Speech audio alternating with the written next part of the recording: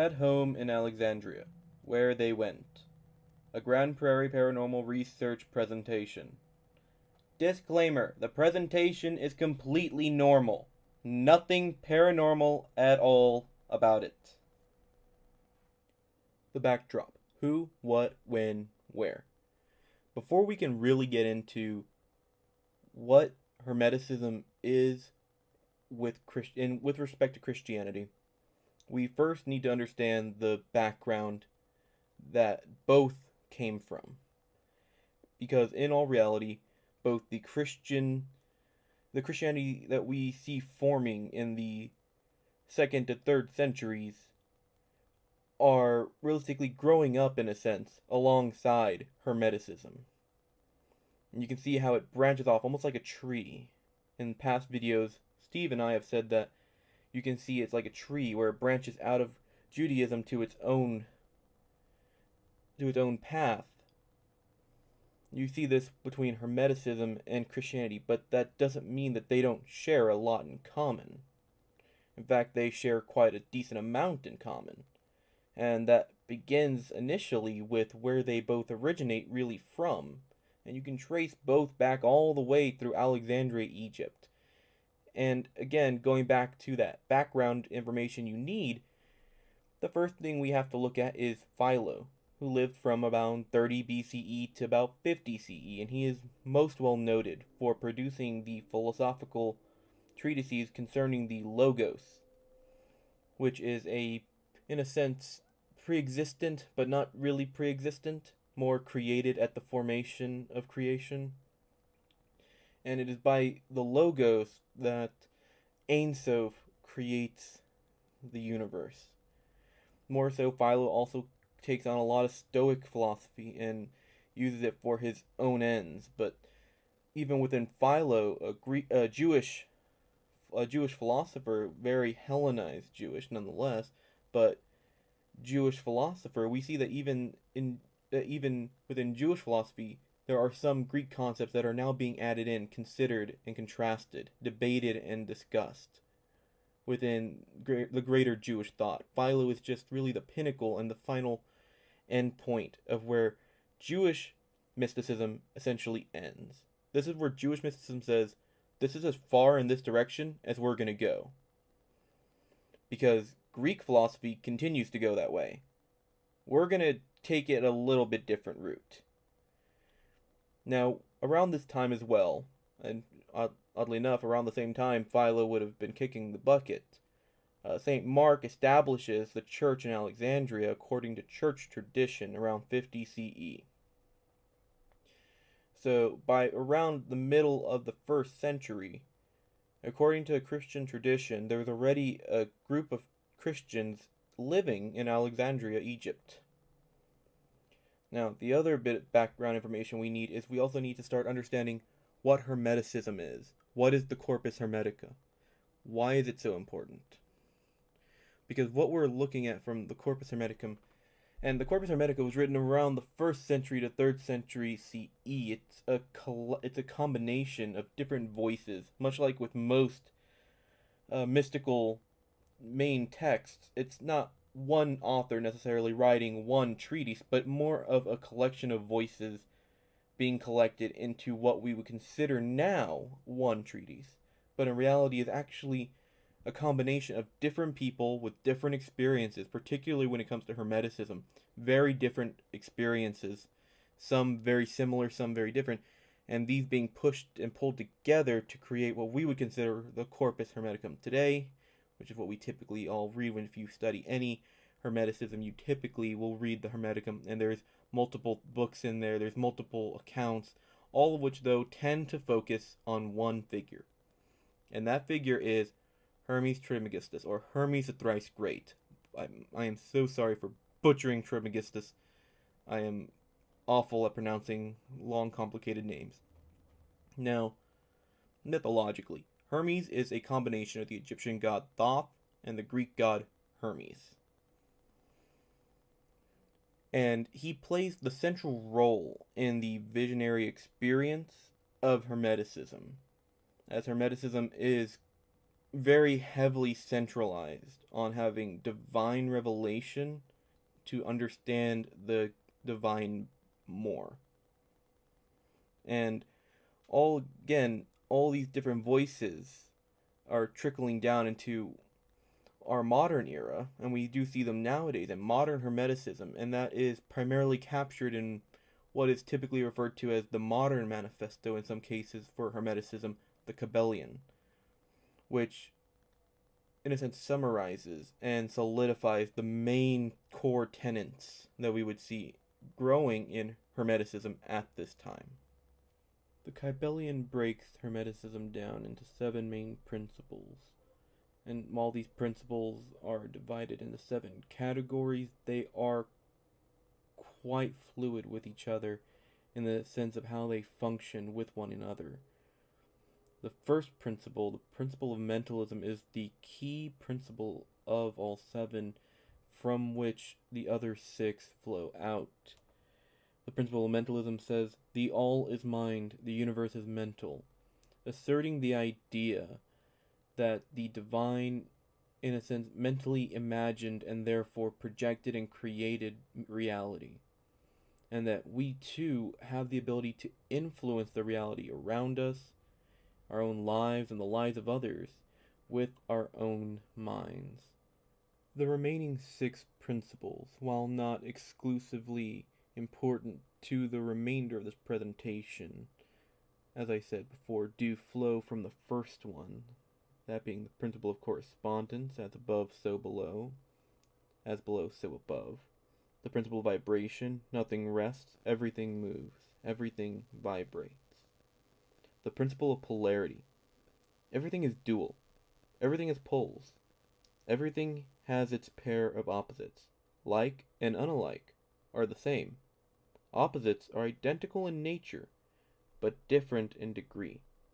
Extremes meet. All truths are but half-truths. All paradoxes may be reconciled. Principle of rhythm. Everything flows out and in. Everything has its tides.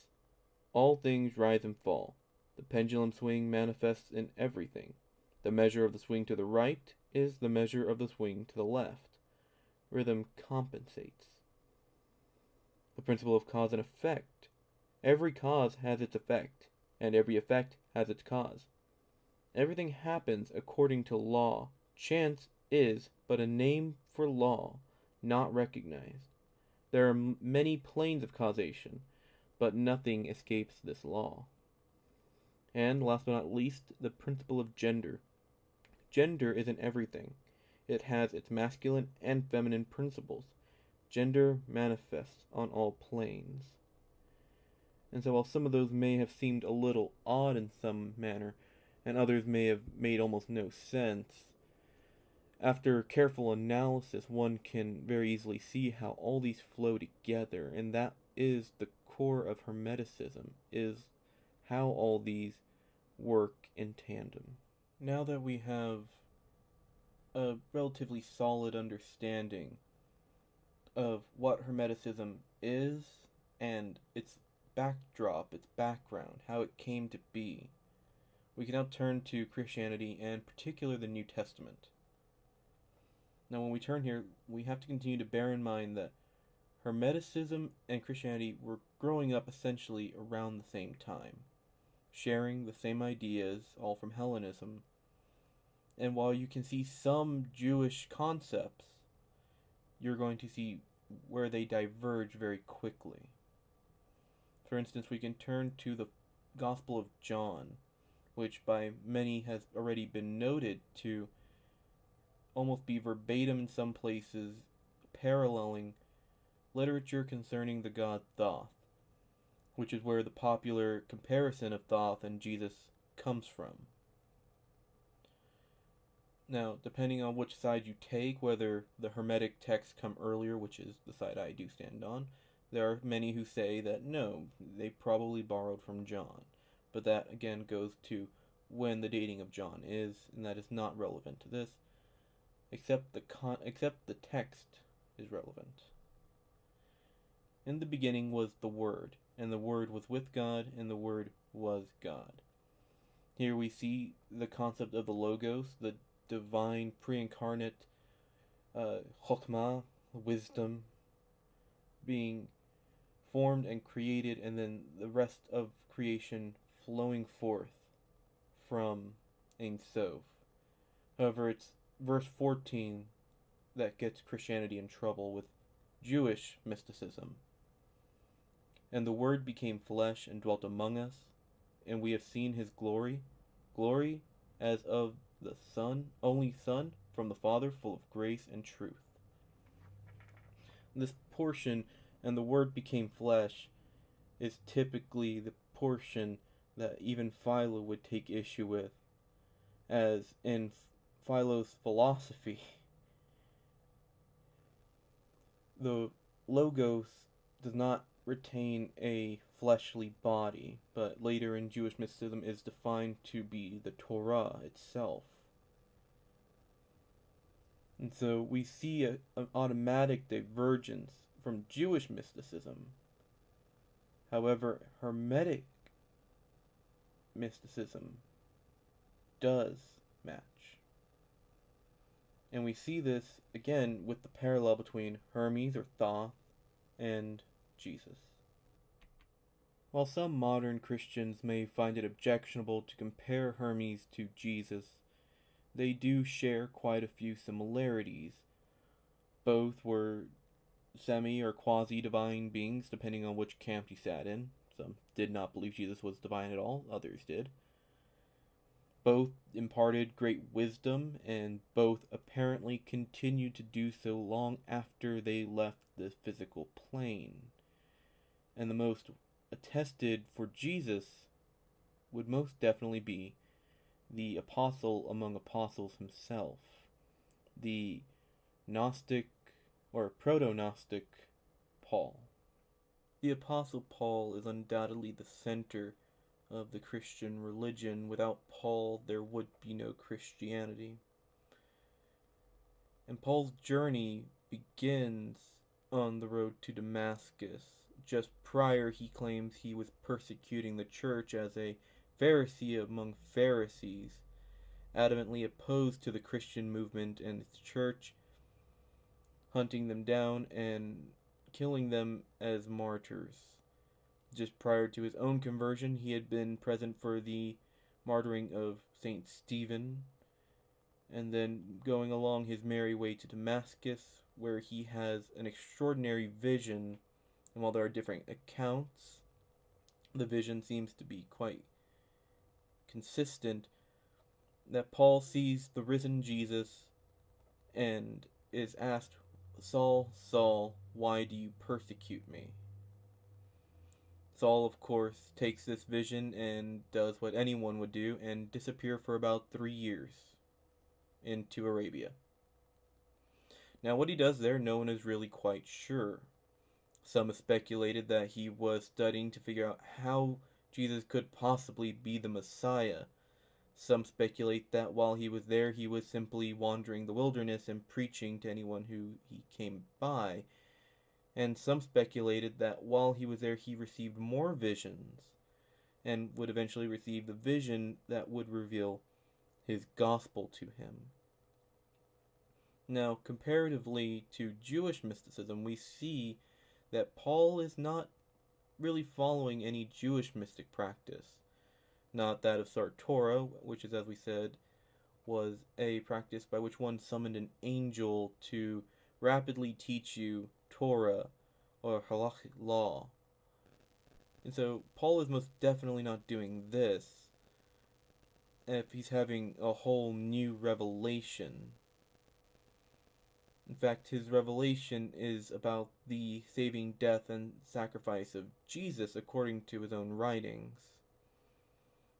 And so, what we can figure is Paul is probably using his Hellenistic background, the education of Tarsus that he received growing up in a Hellenized world, to piece together his visionary experience. And with a Hellenistic background, Paul would most definitely be coming from what would eventually become Hermeticism.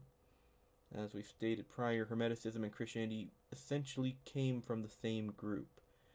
They sprang from the same branch and share very similar qualities. Some of these qualities include the visionary experience in modern Christianity, for instance.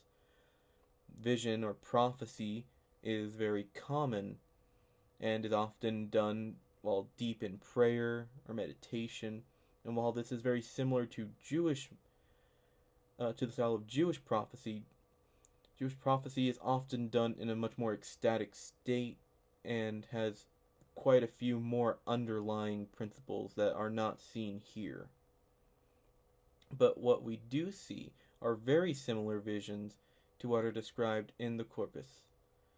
And there we see someone who is both very conscious and able to discuss and even banter with their revelator.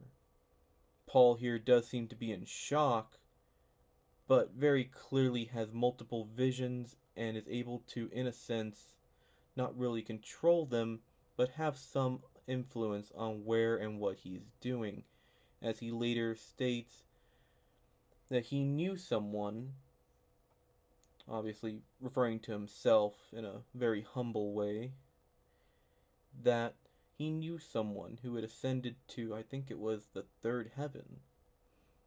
If I'm not mistaken, in Jewish mysticism, one can't even go to the third heaven, so that would have to be drawn from somewhere else, probably from a Hellenistic background. And Paul, coming from Tarsus, would very much match this. This also goes in line with Paul's more traditional Gnostic tendencies, which, when you read any of his epistles in their proper form especially, you can see the Gnostic influence just oozing from Paul's words. And this all, of course, comes from his Hermetic or Hellenistic background. And so Paul very much has some Hermetic parallels in what he is experiencing. Paul also takes his visions very seriously, and even in some cases wants to assert that his visionary experience ought to be considered on par with the apostles' physical experiences with Jesus. I don't know about you, but I would not be keen on taking someone's personal vision of my best friend over what I personally lived through with my best friend. And so Paul takes a very Gnostic turn here, and this is all very Hermetic in itself, as, like I said, Hermeticism and Christianity tend to come from the same milieu, the same little mill house, and that probably is what we see here, where they do start to have some divergence, but primarily remain coherent together. It's not the same as Jewish mysticism. The parallels are more matching to Greek Hermetic, what would later become Hermetic mysticism.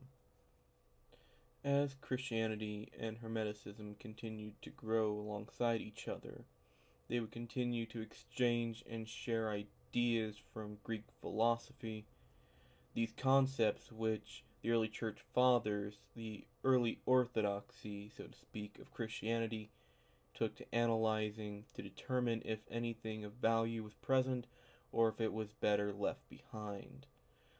One such early church father was Augustine of Hippo, renowned for his treatise on occultism, determined that Hermes was possibly a wise pagan prophet who predicted the rise of Christianity and Jesus.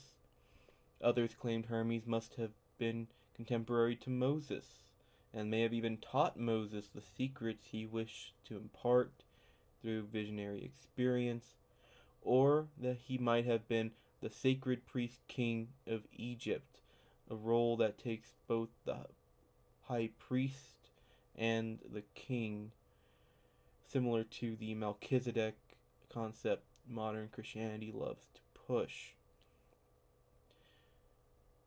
However many hypotheses there were as to who Hermes was in relation to Jesus, there were just as many flavors of Christianity, probably one or two for each flavor, as the world was not really decided on or united on interpretation. However, as Christianity would grow through the years, it would retain a lot of concepts that it would share with its sibling Hermeticism. One such concept is redemption by revelation, focusing on the knowledge of God. The idea that by having a revelatory experience, a revelatory vision, a coming to Jesus moment, as some modern contemporary Christians would put it, it's this experiential gnosis that drives the idea of salvation in both Christianity and, in another sense, for Gnosticism. This concept is also one of the reasons Christianity really pushes conversion, is the idea that only through a revelation in Jesus, about Jesus being your God and Savior, can you achieve salvation. Additionally, both groups retain very Stoic views of the physical world, all stemming from Hellenistic influence. The Stoic school of philosophy in Athens, the same concepts were picked up on by the Apostle Paul, as he relates that the flesh is, in a sense, corrupt or evil in some manner. Modern Christian churches love to use the analogy of a dog fight. Why they would want to support animal cruelty, I don't know. But the analogy of a dog fight, you have one dog that wants to love Jesus and do good, and one dog that hates Jesus and wants to sin. And the question becoming, which one do you feed? And whichever one you feed, the other will eventually fade and die. Another principle that Christianity holds very dear, Prisca Theologia, one true theology, a concept found in Hermeticism, the idea of a divine theology, a divine plan being revealed to the world in antiquity and being preserved through a long line of complex but natural revelation, or even divine revelation in some situations. Although it has a universalist tone, this tone is inverted to be included in the Christian theology, where Christians now like to claim that there is only one way to have salvation, that only by believing in the Savior Jesus Christ and no one else can one achieve true salvation and avoid the pits of hell. As we have seen, despite popular Christian objection to any real connection to Hermetic philosophy in general, and an attempt to cling to Jewish mysticism as the source for their theology, a brief and quick, plain analysis demonstrates that while it does not have close connection to Jewish mysticism or philosophy, we can see that while it does use terms from Jewish philosophy and mysticism, that they are mostly filled in by Gnostic and Hermetic concept, Greek philosophy. Below you can see some of the sources I used, while there are others that were not listed. These were the primary sources, and you can of course go to the primary text of the Kybalion. You can easily go look up online a copy of the Hermetica and read for yourself. In the beginning was Thoth. As always, like and subscribe to the Exodus Project. Thank you for listening, and I hope that you will continue to learn just as much as I will.